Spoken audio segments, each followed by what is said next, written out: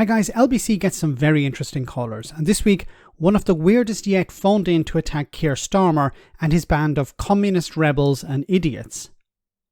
At first I thought this man phoning in was a Labour supporter who was unhappy with Keir Starmer taking over from Jeremy Corbyn, but instead he's one of those Tories who wants Boris Johnson back.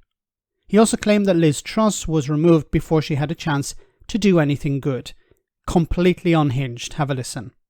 Unfortunately, Keir Starmer has still got the bunch of idiots on the front bench that were there in 2019. We're not stupid, the British public. We will not put them in charge at all. I think he's got quite a different front bench, though, to the one that Jeremy Corbyn had in 2019. He's a very different leader to Jeremy Corbyn as well. Well, he was there. He was the Brexit man, wasn't he? He actually, Mr. Keir Starmer, caused this massive loss for the Labour Party with his Brexit stance. What do you mean the Brexit man? He was the Brexit man. The problem when it came to Brexit for the Labour Party was that they were all over the place. They were talking about renegotiating the deal and then having a referendum. It wasn't clear whether they would actually be able to renegotiate the deal. It wasn't clear whether they would actually have a second referendum. They would support it. It was all over the place. You had the leadership seemingly going in one direction and the party members going in a different direction.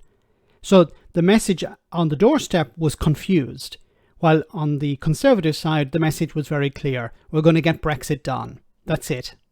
And for your average voter who doesn't understand the ins and outs of the European Union or politics in general, they wanted something simple. So they went with Boris Johnson. Boris Johnson said he's going to get Brexit done. And he sold getting Brexit done as the panacea, as a fix for all problems. NHS waiting list, get Brexit done. Your kid can't find a job, get Brexit done. Schools are crumbling, get Brexit done. This was his solution, and people bought it. The Labour Party were all over the place.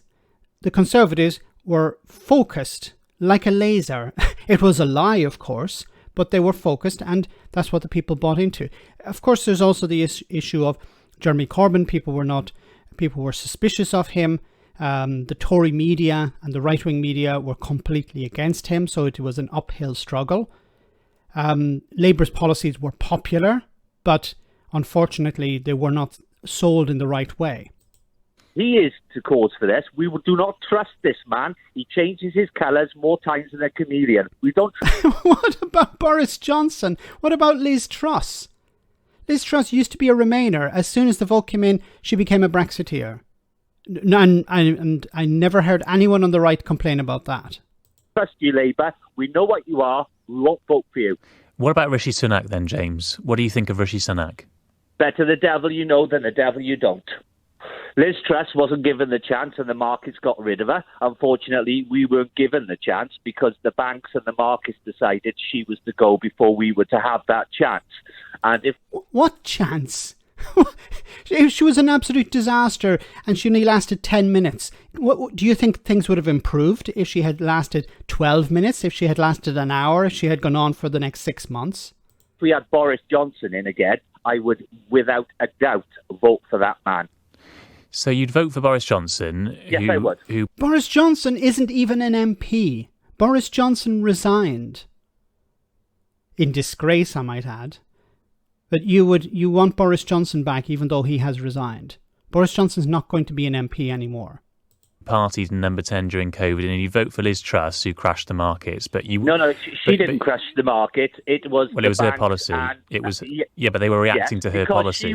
Because she was going to do actual things for the people of this country. What things? These were not things for the people of the country. They were things for the richest in society. Tax cuts. She had unfunded tax cuts. That was the problem. The tax cuts were not going to help ordinary people. They're going to help a very small group of people in society. And the people who hold the money... If the banks thought that was a good idea, why wouldn't they have faith in that? So at the end of the day, we do not trust the Labour Party. They are wolves in sheep's clothing. We remember what you did, and when we campaign, it'll all come out again. And Keir, unless you get those seats in Scotland, you will not be in power. But it doesn't sound like you trust Rishi Sunak and his team either at the moment. Well, as I said, better the devil you know than the devil you don't. It's not great great I'm vote of sorry, confidence, I'm though, sorry, is it? Paul, If you I'm think that sorry. he's a devil, he's just less devilish than the other devil. It's not a great vote of confidence in Rishi Sunak, But is it? unfortunately, that's the best we got, Paul, because the Labour Party, with Keir Starmer and the bunch of communist rebels that are in there, I don't trust them. Sorry. Unfortunately. Somebody who says better the devil you know than the devil you don't is somebody who's not suffering from the cost of living crisis. Somebody who's not struggling to feed their family, to pay the bills. Somebody who's struggling to get an NHS appointment. I think this Paul, or whoever he is, who called in, is probably living in a very comfortable position where he can say, I'm not going to vote for change because I'm happy with the status quo. I'd prefer the status quo than a potential improvement. I'd prefer the country to go down the toilet than risk, having Labour in charge and perhaps things would improve. For him, he says he probably believes things would get worse. I don't know how they can actually get any worse. There are buildings collapsing because maintenance hasn't been carried out, because the government haven't invested enough money to fix these buildings.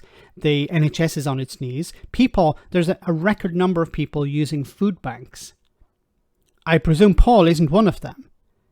Because if he makes statements such as better the devil you know, he's not supportive of Rishi Sunak, but he'd prefer to have Rishi Sunak in charge. Obviously, this is somebody who's not struggling. This is not somebody who's in dire straits. Unhinged, completely unhinged. Let me know in the comment section, guys, what you think. As always, your comments are greatly appreciated. Thanks a lot.